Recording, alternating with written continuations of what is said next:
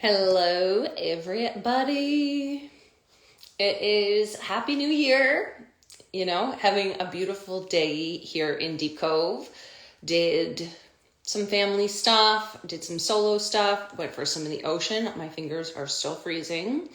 But as you know, I have something very special coming up, and it's called the Satnam series. It is a 6-day online event, and it's not just me.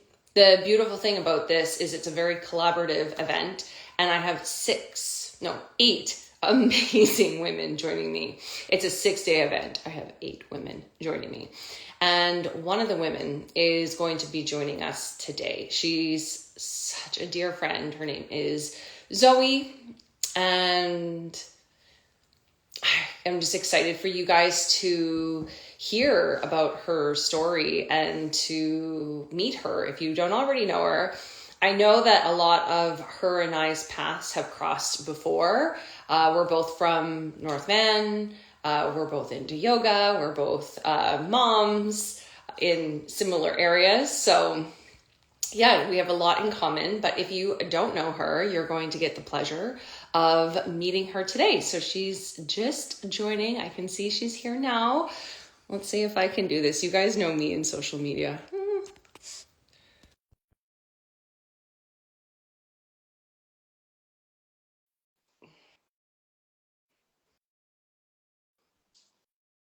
I think it's going to take a sec here. Let's see if it pops up. Oh, there she is. Yay. Hello. Hi. Oh, I'm so Hi, love. There we go. Happy New Year. I love how you said, you know how I am with these things. I'm like, I'm right there with you. I don't think I've ever Did done it. this. I know we did it. We're here. I don't think I've ever hosted this before, where I've hosted somebody else joining me. So thank you. Yeah, thanks for having me.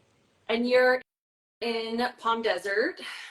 Yep, Palm Springs. I was actually thinking about you and the girls the other day, how you were here last year, not so long ago. I know. Well, we're coming back. Just me and Paige. Oh, you are? Yeah. Oh, when are you guys coming? End of March. Okay, nice. Yeah. Awesome. Yeah. So I was just saying before you joined on about how, why I'm so excited to have you on is not only have we been friends for so long, but also our paths keep crossing in such beautiful ways, like the fabric of my story and your story. I love it when we can come together and share, and I always have learned so much from you. And I know I've told you this before, but I want everyone to know, like, oh, I've looked up to you ever since the moment I met you. You just were such a breath of fresh air, and your integrity with your practice, your commitment to being, and this is where I'm like, so I don't think I've ever met anyone quite like you. And I know anyone who's met you before will say this, like, your dedication to living in the present moment and also honoring the truth of what the present moment needs from you moment to moment, like actually present, is so high in integrity. It's so conscious, and you've always been that way. So I'd love for you to share with us your story. Mm, that made me, I definitely started welling a bit, so thank you. That was beautiful to sit with and experience that and to be seen in that way. So thank you for that gift, and you've always given me that gift. You give so much of us this gift of really seeing us. So thank you for that, love. Yeah. Um. Oh my goodness, my story. um. This is something. It's a work in progress. I feel like I need to know where to start and where to end when it comes to my story. But relative to the Satnam, so challenge, I'll kind of tie that in. Why I do the work that I do now.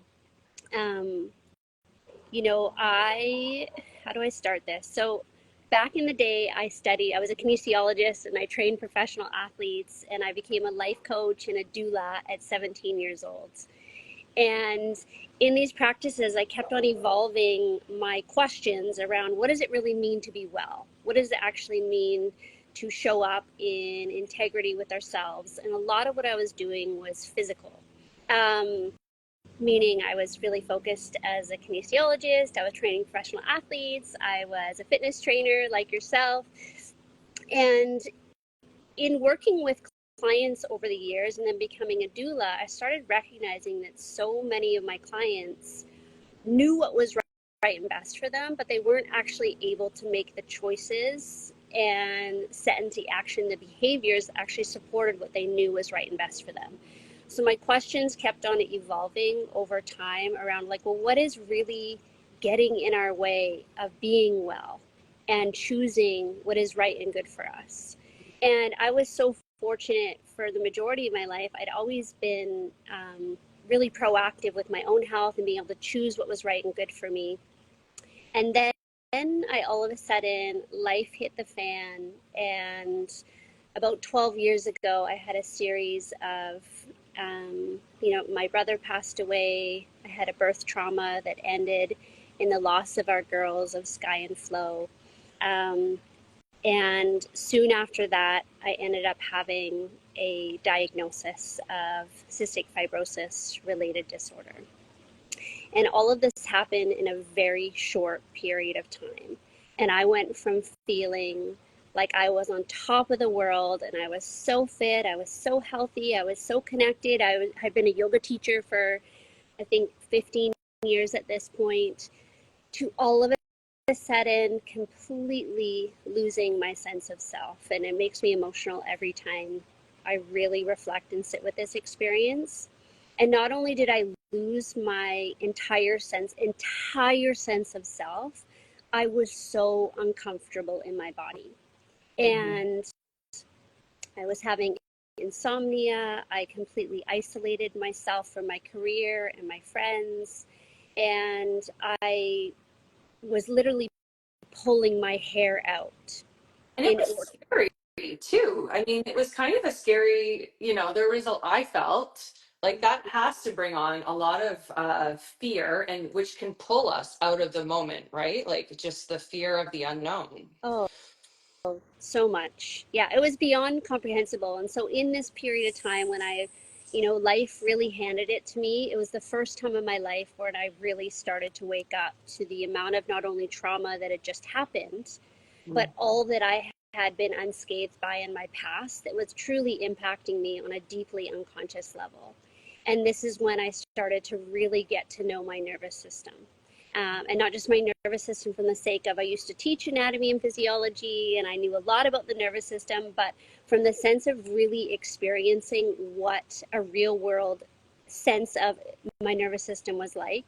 And this is when I started diving into the work of Peter Levine and started studying somatic experiencing and just really starting to get a better understanding of why all my practices that I'd established over all of these years, my spiritual practice, my yoga practice, my meditation practice, my Kundalini practice, all of these practices, why they weren't actually supporting me, let alone not supporting me, but I couldn't actually sit and be with myself because I was so uncomfortable. Mm. So that's when I introduced myself to this work, and I just kind of met the darker side of life, and I recognized that I had a very little capacity to be with the discomfort and the polarity of what I had been asleep to for so long, for reasons based on my own complex trauma growing up and just the way that we're socialized. I was socialized as a woman growing up and what that meant for my nervous system and my relationship to my body.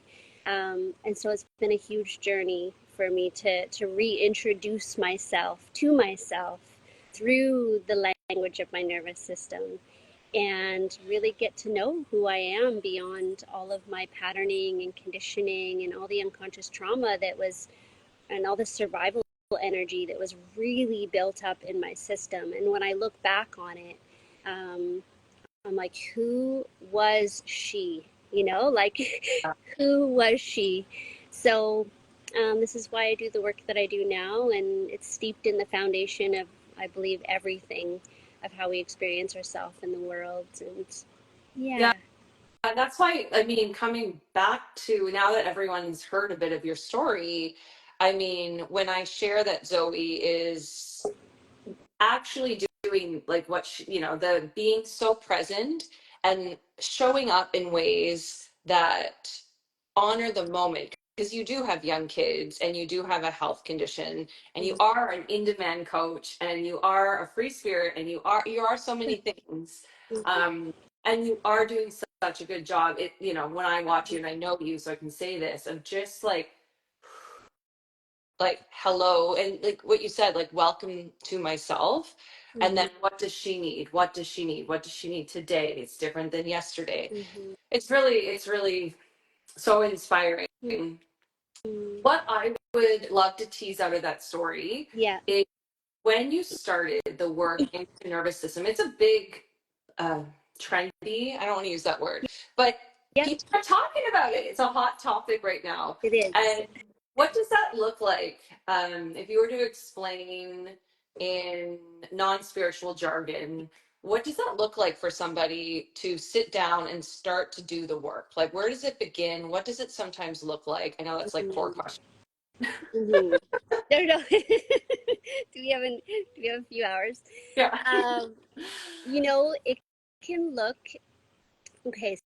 So how am I going to distill this? So the way that I like to distill this is the work that I do, somatic healing. So we have basically two opportunities in every moment, or three opportunities in every moment.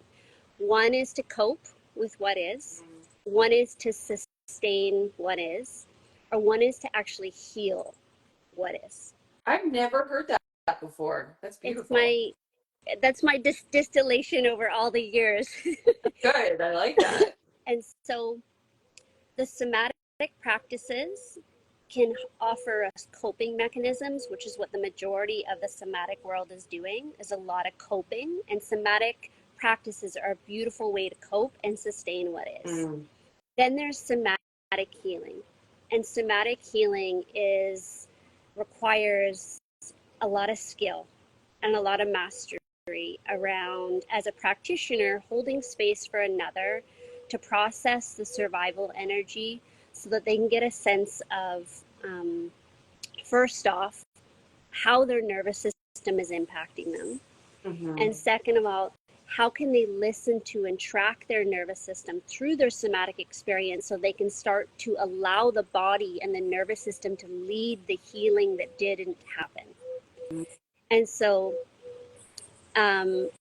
that's one way to look at it. Now, we can use a practitioner in somatic healing, which is really relevant and important because it's an absolute biological imperative to have another in order to engage and actually truly heal, especially since a lot of our healing is steeped in attachment wounds, wounds basically perinatally or in early bonding with our caregivers or relationally. Yeah. And so, yeah, what were you get? Go ahead.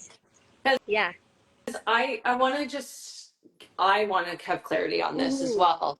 Um, in being witnessed in the new healing way, so you're helping people and they're finding a new way to move through a moment where something's coming up. Now, the witnessing part, is that so that their nervous system has a better ability to be like, yes, this new way is safe? Is the witness the ability to know that it's safe? Because it's hard Oh, to just tell. yes. Yeah, yes. And I mean, you've hit the nail on the head, so to speak. Like, safety is absolutely necessary. And so, as a somatic practitioner, when I'm regulated, I can offer the attunement that's necessary for another to know that they have more access to safety than that they may feel like they do on their own. Okay. So a lot of us are actually unconsciously, our nervous systems actually don't feel safe. So this was a huge aha moment for me in my over like 12 years ago, when I recognized, I'm like, oh my goodness, I rarely feel safe. And then I started to learn, like, what does safety actually feel like? And one of the first sessions I had with my somatic practitioner, he was 89 at the time, one of Peter Levine's good friends, all he did the entire session was hold my hand. And it took him some time to get there. And that was one of the most healing, reparative sessions I've ever had in my whole life, given my upbringing and my relationship to my father. and what that meant to feel another and to feel their unconditional presence and his attunement. So yes, safety is huge. And then, a lot of what we're doing is we're building capacity to be with discomfort. So as I guide others through their somatic healing journey and I'm following their nervous system, I'm there to show and bear witness to them, like, you're safe, you've got this. So say it's like a ton of grief that comes up, or someone's living an incomplete protective response where they're just finding sympathetic activation around like a big effing no that they didn't have the courage to speak up for, say maybe sexually or something, right? So I'm supporting people in completing these responses and processing this energy. And what's beautiful about somatic healing is you don't have to heal everything that ever happened, because you're healing and you're offering support for the nervous system and processing the survival energy. And when you do that, so many other things start teasing apart, and we call it either uncoupling or recoupling with dynamics. So you can heal so much just by healing one aspect or something that's showing up, and we never need to know what it is. The body will always show us what's needed. I do. I get that. It would be hard to explain, but I want to ask a question because what I'm also hearing, and just for anyone who's new to energy work, is when you were talking about how when you are regulated, that you're able to. So this is now talking about an energetic frequency between you and your client and you and the healing that happens. Can you elaborate a little bit on the frequency part of what's happening as well? The frequency part. Or maybe I'm missing that. I'm missing what you like. I'm curious about the part with your energy meeting their energy. Yeah, it's interesting because like the semantics around Mm-hmm. nervous system is such a human experience. And I know energy and frequency, I speak in that language 100%, but it's almost the polar opposite of speaking in somatic language. So ultimately, we're talking about is presence. And for me, regulation is not just me being calm. That's a lot of people have definition of regulation totally wrong. Regulation means, do I have capacity to arrive and be congruent with the present moment? Do I have access to my healthy nose? Do I have access to those natural essential emotions of angers and fierce intensity, as what Mike might call like the grizzly mama who needs to protect her young? Do I have access to the humility while also not abandoning myself, but fully showing up in who I am? And so it's really about presence. And so so there's coherence. I get it. And Um, yeah, mm, yeah. And then so the more that, in order to be trained as a somatic experiencing practitioner, it takes a minimum of 3 years, and the bulk of those years is spent learning how to work through our own stuff. And basically, if I can't hold space for my own anger, for my own grief, my own despair, my own disappointment, my own ecstatic joy and erotic bliss, I cannot hold it for a client. It's actually impossible. And so this is the gift that we give as somatic experiencing practitioners. We've been exercising a dynamic range of being fully human on all sides of the spectrum, and we just show up so that that other person's nervous system knows that they can be all of who they are in any moment, and they feel that safety on an either unspoken and unconscious level, and their nervous system knows that they're safe.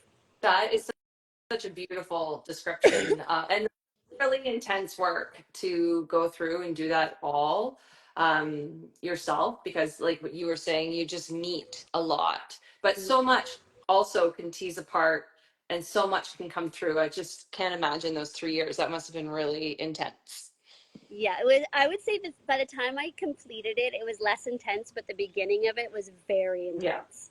I was really waking up to a whole new world because I was a classic spiritual bypasser. The world, I was good, nothing was wrong with me, So that was intense, but I'm definitely past that. Yeah. Past so far. Yeah. Okay, can you tell everybody a little bit about where you are now? Like, what are you teaching? What are your offers? What does your life look like now? Well, I'm fully in mom mode and I'm loving that. And Sequoia, my youngest, is turning 4. So I'm really soaking up these years. I think about you all the time, Rebecca. We dropped off Paige at her first day of kindergarten, Yeah. remember? And you're like, I'm going to go for it now. So I'm sort of like, I know. Day I crazy. remember that day really well. And I Yeah. was waving at you across the street. And so I'm where you were when Paige was 4. With so much passion and purpose around the work that I do, but also moving slowly in the outer worlds. That Mhm. said, I work one-to-one with clients. I have package sessions. So these days I'm working with a lot of my clients weekly or bi-weekly. Healing is a journey. It takes devotion. It takes time for the most part. I believe in spontaneous healing and all that, but real world healing where we're actually evolving and becoming more of who we are and stepping into, our ability to expand takes time. And so I offer 12 session and 8 session packages. And that's been really full and delicious and filled with people from all over the world who are super devoted to the work. And then I do a yearly Harness the Power of Your Nervous System where we actually dive into deeper self understanding and we feed the intellect so that others can be born into their own, like really step into their own role as a healer and to hold themselves with more autonomy relative to having a deeper understanding of their nervous system and what that really means. So for example, I'll just give you an example, like all of us typically have default nervous system responses, which activate particular patterns, which we're all familiar with. Like mine is like sympathetic overdrive. I know her very well. I can go into the do, and I know when I'm in that trauma vortex. Mhm.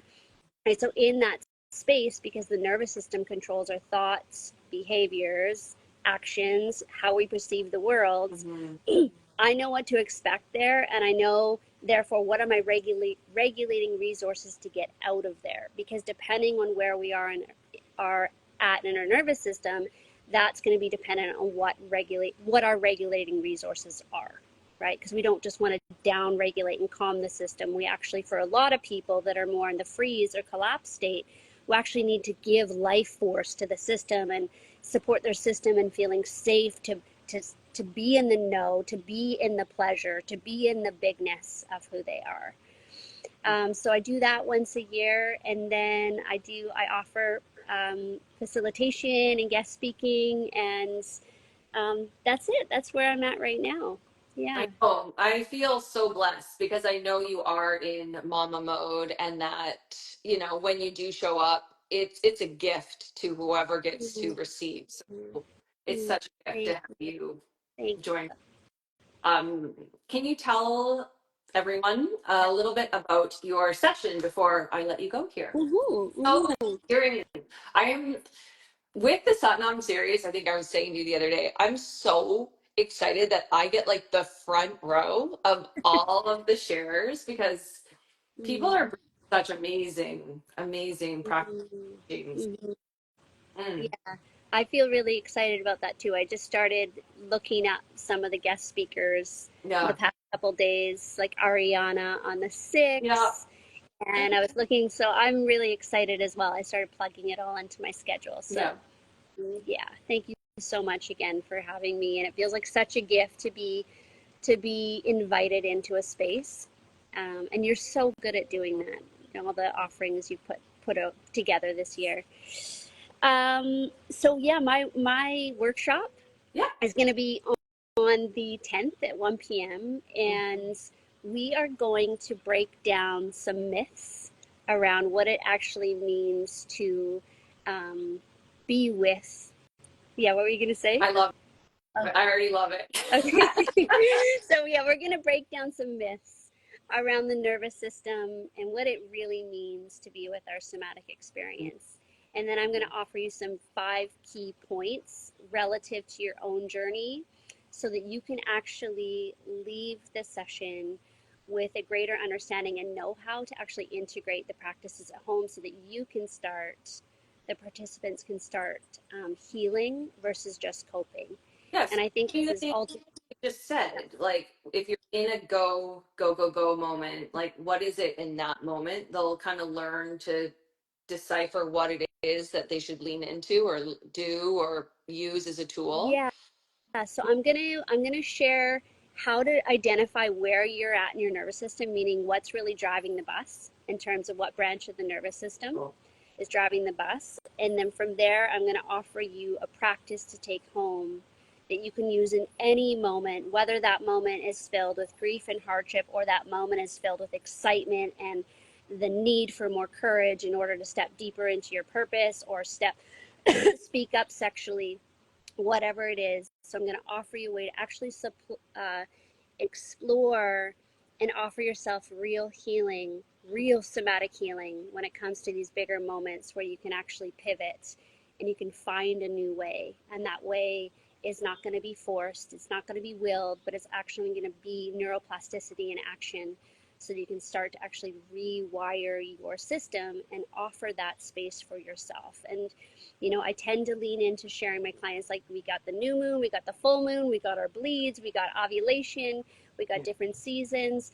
So I'm going to offer a map initially, but in general, like, it's an exploration that they can do at any time to offer themselves their own healer, to really step into that sovereign role of being able to heal and not just cope, or sustain, which is the bulk of what even the self development world is really doing these days. So yeah, I'm excited. Wow. So we got a lot in store, and I'm so excited for everyone to show up. I can't, like hearing this, and I know anyone listening is like, wow, like you're just such a real deal. And what a gift. Like, I am excited for this. I know that everyone's going to get so much out of this. So thank you for sharing. Coming on here today on New Year's Day with your kiddos and everyone's around, I know. Yeah, so Zoe's on Friday. She's actually taking it all home. She is the last one of all the guest speakers, January 10th at 1 p.m., but it is still free. Everybody who's watching this, you sign up, you'll get more information about Zoe and everything that she does. Like I said, it's such a gift to have her join us. Thank you so much for coming on today and sharing a little bit more about who you are and what you do. My pleasure. Thank you for having me. And I just love and adore you so much. And thanks again for giving us this gift of gathering women. Um, yeah, I feel so honored and I'm so excited. So, yeah, I hope all you join us. And I would love to see your faces and share this really potent work with you all. So, Yeah. sending love. Okay. Yeah. Thank Okay. you. Yeah, my Thank pleasure. Bye, honey. you for See ya. sending me. Bye.